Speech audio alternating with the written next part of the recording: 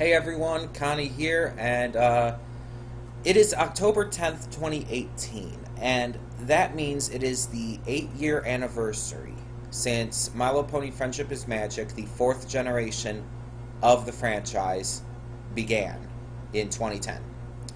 Um, I'm still getting off of this cold and everything. I still have the cough and everything. The sore throat's not as bad, but just wanted to let you know so as we get into this video, I will probably be coughing. Um, so yeah, the 8-year anniversary of My Little Pony Friendship is Magic, and a lot of people didn't think we'd make it this far. A lot of people thought that the show would never last this long, that the fandom would die out. People thought, even way back in Season 3, that there wasn't much more they could do with the show. People thought after Season 4 that the show was in its decline and that it was going to end in another year or two. But it kept going. It kept proving everyone wrong. And not just because the staff at DHX and Hasbro and all wanted to continue it. Not just because it was doing extremely well in toy sales and whatnot. But the reason it keeps continuing is because the show has more to tell. There are more stories to tell, more characters to introduce, and more things to give to us. And because of that, because of everything that this show has done and still can do, it keeps going. And there's this rumor floating around right now that Season 9 is going to be the final season. All because these leaks apparently said so. That these leaks that apparently got a lot else right otherwise. Excuse me. These leaks are just that, though. They are leaks. They are unconfirmed. And right now, nothing has been stated from Hasbro, from any of the staff at DHX, or officially on Discovery Family that Season 9 will be the final season. And my viewpoint on it is that if Season 9 does end up being the final season, then okay. I hope they go out on a great note, and I have faith that they will. But I also believe that there is really no evidence that it will be the final season yet. We cannot take these leaks to just be automatically true just because a few parts of them have already been. We have to wait and see. The leaks also apparently gave us new designs and stuff for characters for a 5th generation. Even if Season 9 was going to be the end, I don't think they would be starting a 5th generation that quickly. I don't think they would already have pretty much anything set for that. I think that that's really pushing the envelope and jumping the gun and everything, or whatever analogy you want to use. It's really pushing it to try and say these leaks are true if that's the case. I feel like at least they would wait 4 years before starting a new generation. I think anything more than that would be really just pushing it too quickly, and would honestly, for a lot of people, not necessarily me, but for a lot of people, it would really hurt the overall chances of a new generation to have it so quickly after the 4th, which was so well beloved and so popular. It would just, too many people would be automatically comparing it. Giving more time would allow them to kind of come down off of that and be able to go into a 5th generation with a more fresh mind. So I think at this point, it's just too early to even really acknowledge that a 5th generation is going to happen, or could happen at this point. We don't know. Again, it's all conjecture based off of some supposed leaks and all. We can't say right now what's true or not. We can't just assume that Season 9 will be the final season when nothing has been confirmed. But again, as I said, if it does end up being the final season, then I'm going to be okay with it, because I know they'll end it out in the best way possible. Though I do wish they'd at least do 10 seasons at this point, just to finish off on a better number. Like, finishing off after season 9 would just feel weird. No, wait till season 10 at least, you know? But I'm not doing any big countdown list or anything special like that for to celebrate this year's anniversary. Instead, I'm just going to talk for a little about what this show and this community has done for me. I've talked about before how I got into MLP, and for those of you who are new, I feel I could talk about it again. Because those of you might be new to the channel might not know my story, might not know how I became a brony, or Pegasister, if you prefer, and how I got into all of this type of content. Because basically, if you think about it, MLP was my gateway drug. MLP allowed me to get into all of these other shows. Shows like Steven Universe, shows like Star Versus, Gravity Falls. All of these other shows I probably wouldn't have gotten into. Because before I got into MLP, you know how I spent most of my time? I watched Let's Plays and stuff, and I still do. I still spend a lot of time watching Let's Plays and all.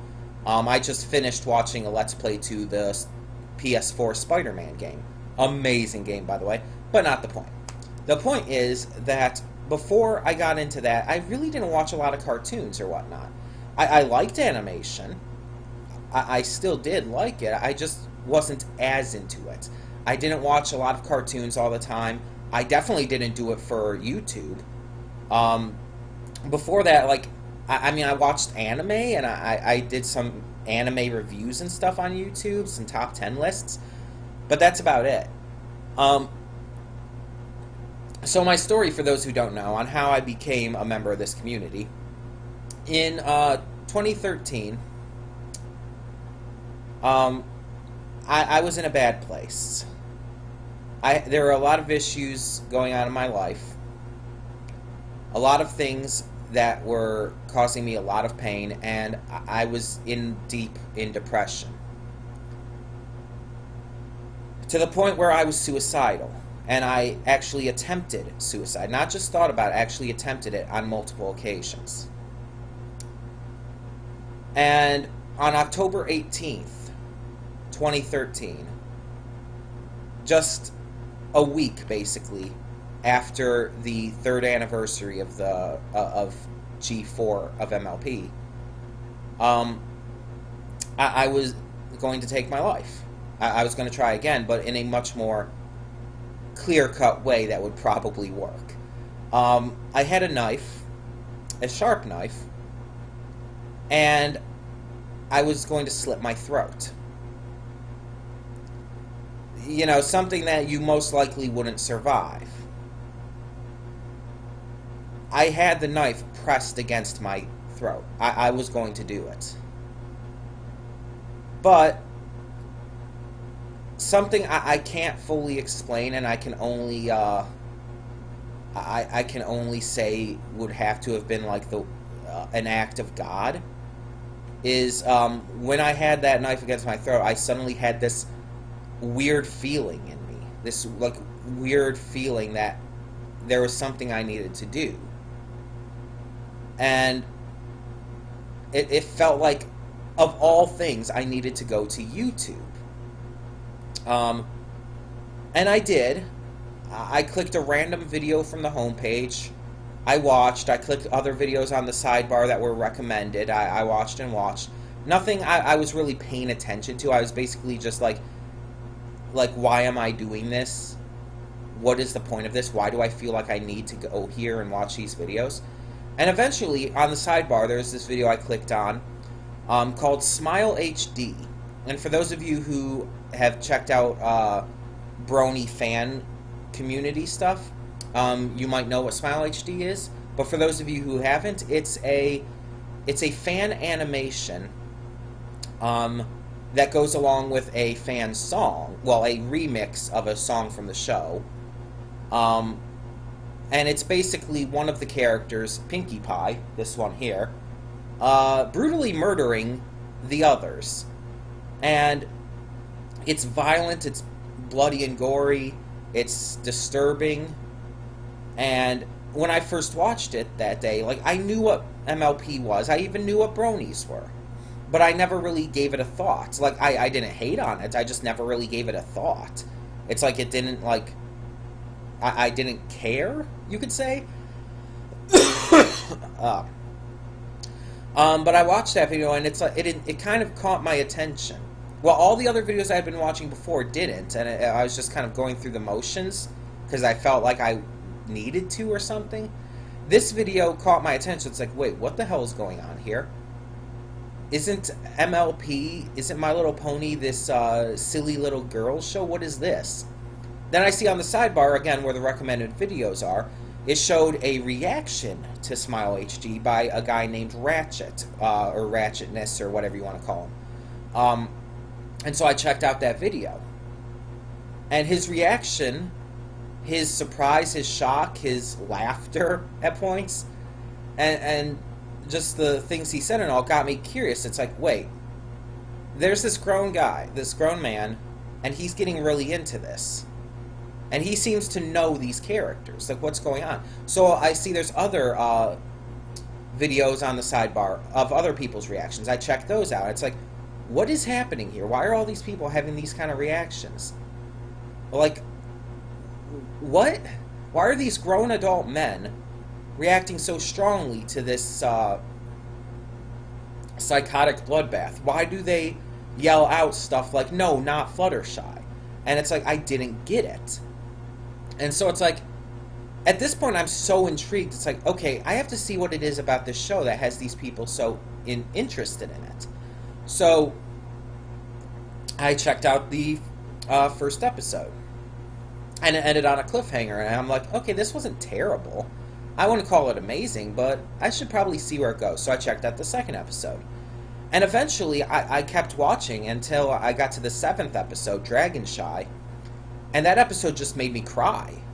Because I connected with it. I connected with Fluttershy and her chronic shyness. I connected with her fears, her worries, her timidness. And when she broke through all of that and stood up to the dragon at the end, it's like, it really hit me hard. And at that point, I basically came to accept that I really did enjoy the show. At this point, I had forgotten all about that I was about to commit suicide. It completely passed through my mind. And I eventually kept watching. I kept watching as the days went by. And I really loved the show, but at that point, my depression started to get strong again, and I was becoming suicidal again. But then I got to an episode in season 2, and that one, even more so than Dragon Shy, changed my life. And maybe it's the cold right now. Usually I can remember exactly what the episode is. It's season 2. I believe it's episode 18. I can't think of the title right now. Again, maybe it's just because of my sickness. My mind's a little scrambled, but A Friend Indeed. That's the title. So I watch A Friend Indeed with Pinkie Pie. And at first, when I'm watching, it's like, okay, this kind of just seems silly. Because at this point, I wasn't really a fan of Pinkie. I thought she was actually a little annoying. But then I saw this episode, and I'm watching, and then it gets to the Smile song, which is pretty early on in the episode, of course. I'm thinking it's just kind of random silliness at first, but then it gets to that, and it's like, at first I'm thinking, okay, this is a pretty good song.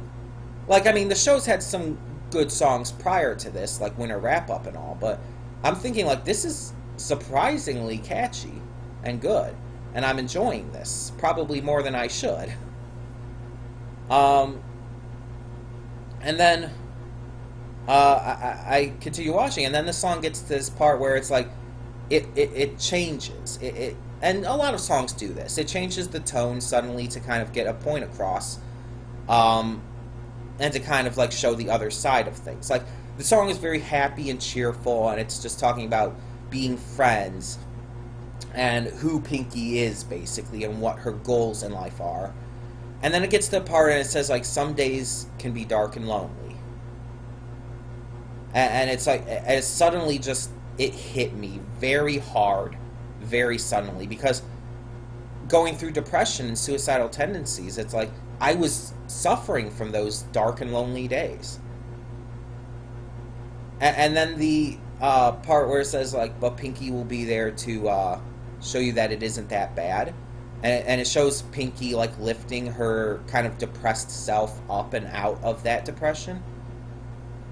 And then at the end of the song, it's like this big, like epic finale to the song. It like gets really, it really pumped up in its instrumentals and stuff. And it's like at that point, I had to pause the video. I had to pause the video because I was bawling, not just crying. I was bawling because I for once felt like something understood me. I for once felt like my pain, my suffering, everything I'd been going through, that someone or something else got it. And even though it was just a silly song in a silly show, it made me feel just a lot more accepted, a lot more happy, a lot more loved than pretty much anything else had at that point. The church I was in at that time was not helping. The friends and family I was around all the time were not able to help. And it was a dark period in my life. And of all things, this silly little show about ponies is what saved me. So I went on to continue watching the show, and I never looked back. But as I said before, this show not only was just a great show, it opened me up to so much more. Because of it, I started seeing the people who were into it were also into other cartoons that I may have heard of, I may have not, but I suddenly became interested in it. It's like, if this cartoon, if My Little Pony can be this good and this powerful and this impactful, what can these other cartoons do? And so I started checking them out. I started checking out stuff like Steven Universe, Star vs. the Forces of Evil, Gravity Falls. And I eventually would check out all kinds of stuff, like so many different cartoons. I got even more into anime. I checked out even more anime than before. And eventually it became normal for me. Like, the love of animation I did already have was magnified. And it became a part of my life.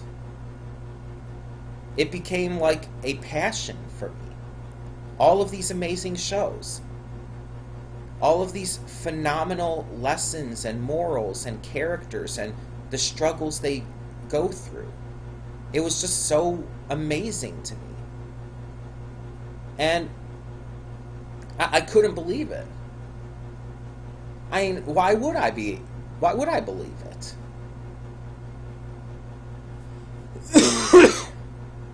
Why would I ever believe that this cute little show that's marketed towards little girls be something that would save my life from suicide? Be something that would just help fight back my depression? And do things for me in a way nothing else could. And I acknowledge that not every episode is great. I acknowledge that there were a lot of bad points to the show. A lot of episodes that were really, really negative in their morals, even if unintentionally. a lot of episodes that misuse the characters, etc., etc. I acknowledge that. The show is not by any means perfect. But it didn't need to be. At that time, when I was at my lowest, it didn't need to be perfect. It just needed to show that it cared. And it sounds weird to use those kind of, to say it in that way, you know? It seems weird. It's like those are the kind of things you should be saying about a person. And that's true, but that's the problem. A lot of people these days don't show that level of care. A lot of people these days don't show that amount of compassion to others. And a lot of people don't even notice when their friends or family are going through these horrible, horrible thoughts. Now, I'm not saying that everyone's like that, but a lot don't notice. A lot don't care. A lot don't act upon this. Even if they do care, they don't act. They don't do anything.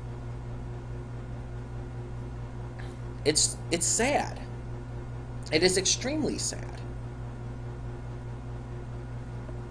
But that's just how things tend to go a lot of the time. This show did something that no one else could at that time. But then because of the show, I met new people. People in the fandom. And in the fandoms of these other shows I watched. I began watching. And these people ended up being the nicest, most accepting, most loving, most caring people I've ever met. And there have been some exceptions to that. There have been some people like that who, in these communities, have had some issues. There have been some who have definitely showed that they don't really live up to the messages of the show as well as others. But people are diverse even in these fandoms. Not all of them are going to be exactly the same. Not all of them are going to be as caring and compassionate and awesome as others. That's how humanity works, let's be honest.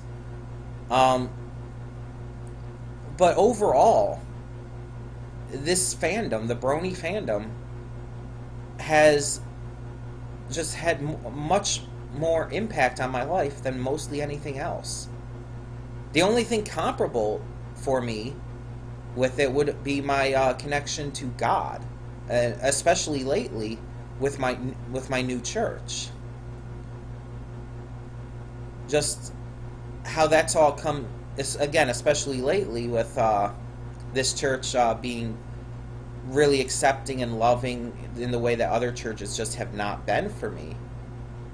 It's kind of that same type of thing.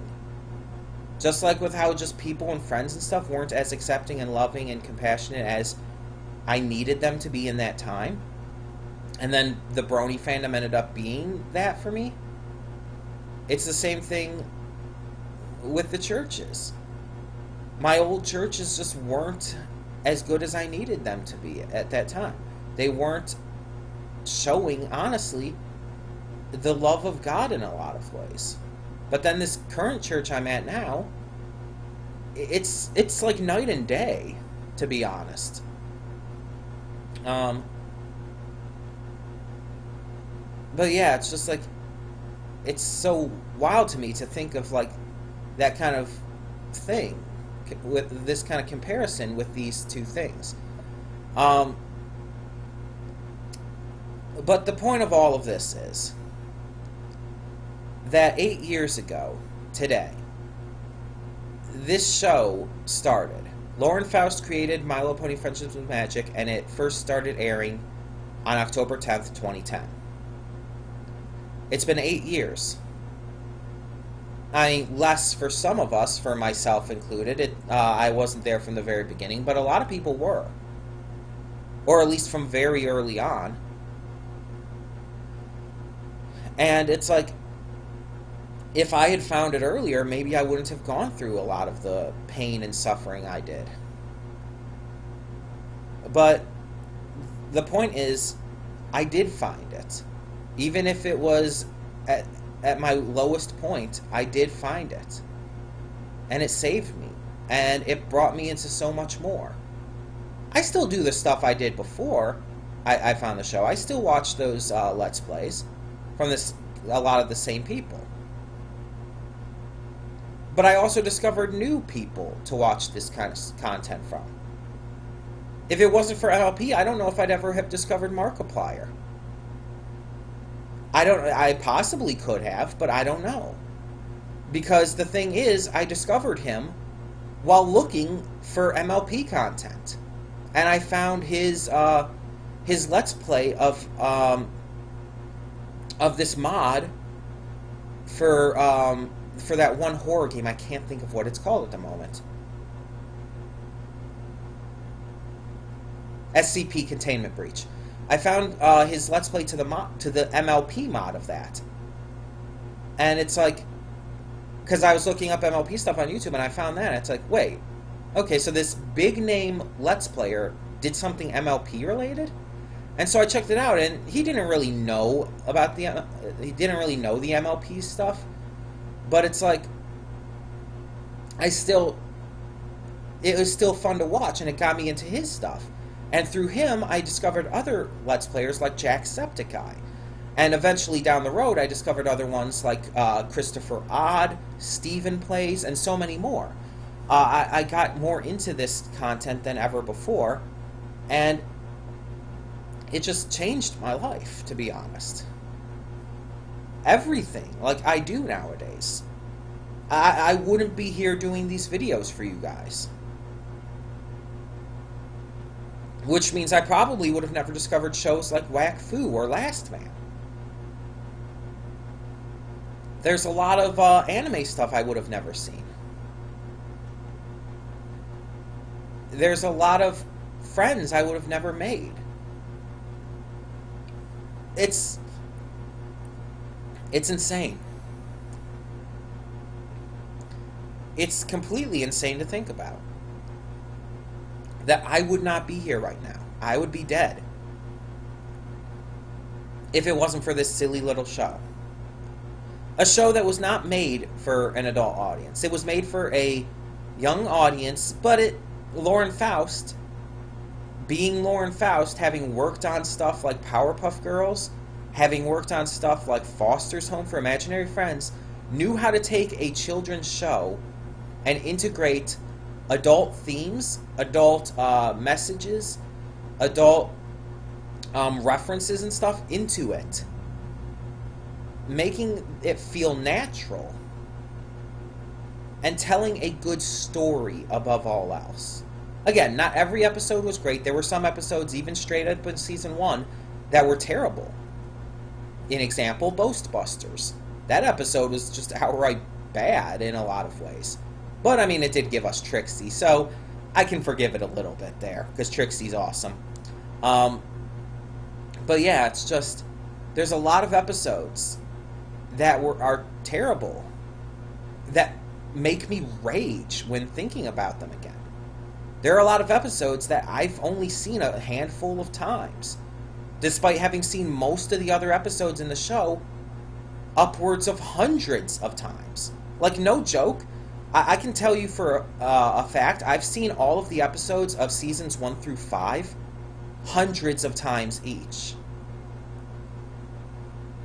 I've seen the 6 through 8 a lot less, but it's like every season, going back to the first season, I've seen more and more.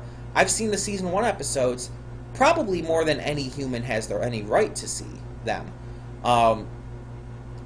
And it's because I keep watching them on my own. I keep watching them with other people who watch them. I watch them with different reactors who start the series and stuff. And it's wild. It's wild to think about how much I've watched them. Before this, I never watched anything that much. Never.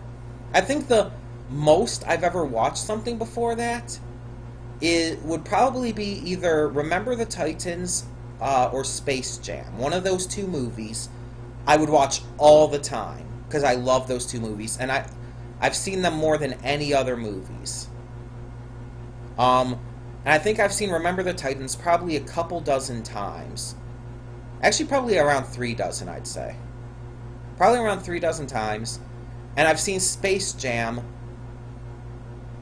probably right around... I've probably seen them both right around the same amount. Probably somewhere around three dozen times each.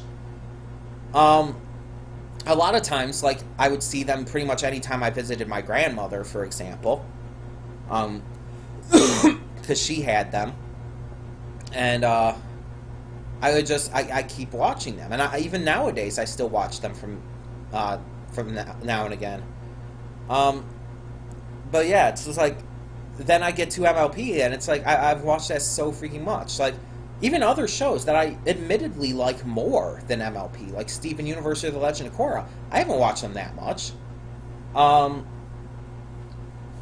watched Legend of Korra all the way through, probably, I want to say, 7 times now. Steven Universe, I've watched the episodes on an average of probably 5 or 6 times each. There are some episodes I've watched a lot more than that, but just on an average. There are some episodes I've watched like 1 or 2 dozen times, but that's just because I love those episodes specifically so much. Sadie Killer is a good example of that. But yeah, on average, it's like I don't watch these episodes that much, but then you think about MLP, 5 years since I've become since I became a member of the Brony fandom, since I became a Pegasister, 5 years ago, in those 5 years, I've seen these episodes hundreds of times. That's insane. That is absolutely nuts. So, yeah, I know I've been talking about this for about half an hour now, and I'm closing this out, but I did want to make this video just to let you guys know what this show means to me. Even when it's gone, even when the show has ended, even when the fan artists have moved on, even when the conventions close down. BronyCon, the big one, is closing down after next year's convention, for example. After all of them have closed down and the fans move on to other stuff, we'll still have these great memories, and the show we'll still be able to watch it again and again. We got a theatrical movie, technically more than one if you count the first 2 Equestria Girls ones. I think it was only the first 2 that were theatrical. I know the second one, I know Rainbow Rocks was for sure because I actually saw it in theaters. But we got movies, we got the Equestria Girls spin-off, we got so much different side content.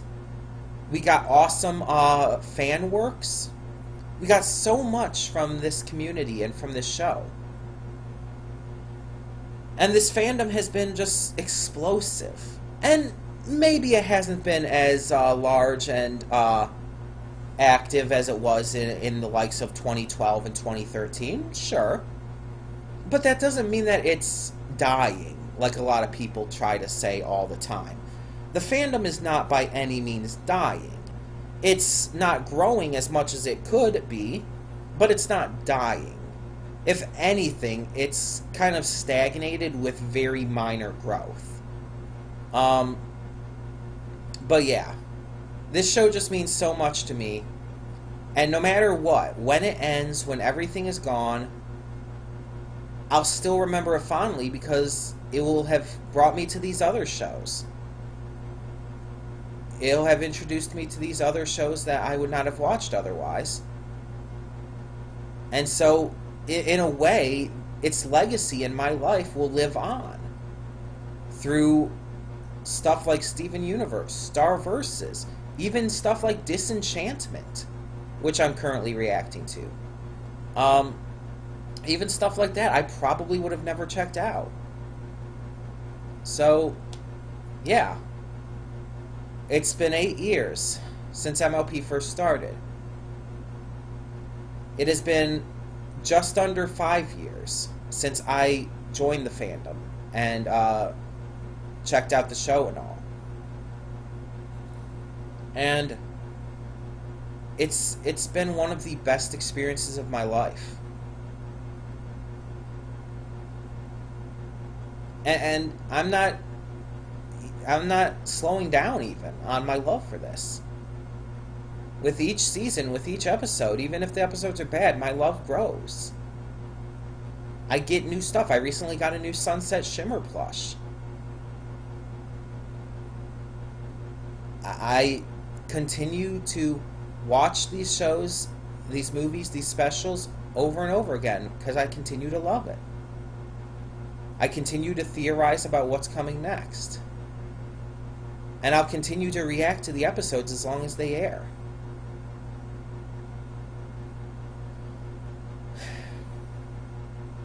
And I know it will end, and it will be sad when it ends. But again, it's like, I'll still be able to rewatch the episodes. I'll still be able to rewatch the movie. I'll still be able to remember everything that brought me to where I am. And I'm so happy about that. I can't wait to see what the future brings. And if a Generation 5 does pop up in the next few years, then I hope it's just as good, if not better. And I hope that the fandom can go into their own new generation. So, to end this off, I will say that I will be doing something for my Brony-versary, as a lot of people tend to call it. On October 18th is, again, the 5-year anniversary of when I discovered the show. That is next week on Thursday, so a week from tomorrow. I will be putting together a video. I don't know what it's going to be yet, but it's going to be something representing my love for this show and everything it's done for me. I mean, it's the big 5-year anniversary. Like, I've loved every anniversary going up to this point, but this is kind of a big one, don't you think? And the traditional 5th anniversary theme is wood. The modern theme is silverware. Maybe somehow I'll be able to incorporate that into the video. 5 years since I first discovered this show, kind of on accident, and it saved my life. So expect that video next week.